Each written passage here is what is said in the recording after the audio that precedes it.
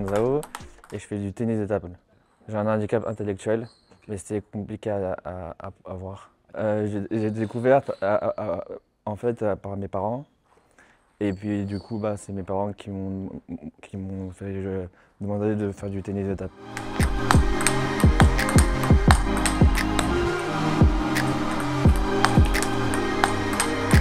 Je m'entraîne tous les jours pour progresser, pour être plus fort. Je fais entre 12 et 15 heures par jour. Ça me fait du sport un peu, pour pas que je reste à la maison toute la journée. Je suis vice-champion de France, vice-champion du monde par équipe.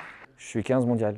Et en valide, je suis 16. Je suis présélectionné pour les Jeux paralympiques. Et aussi, je vais aussi tenir la flamme des Jeux paralympiques. Avec le centre d'entraînement, j'ai du mal en fait, parce qu'en fait, il y a aussi un préparateur physique ici. Pour l'instant, je ne le fais pas avec eux parce que je suis très timide. Et ça, c'est pas mon fort, quoi. C'est pour ça que j'ai préparé physique au Krebs de Châtenay et avec Elisa.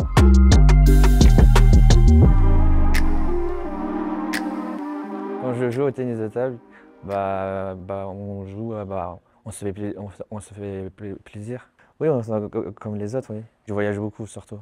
J'étais parti en Slovénie. Là, je vais repartir en Slovénie. Ma plus grosse compétition, c'était en Australie. J'ai été là-bas et c'était bien. Et puis après, j'étais aussi parti en Corée du Sud. Oui, c'est grâce au sport, oui. Les personnes handicap, ils doivent faire du sport un peu pour un peu de s'entretenir. Et puis pour pas rester chez eux, quoi. Après, ça aide, bien sûr. Chaque handicap est différent.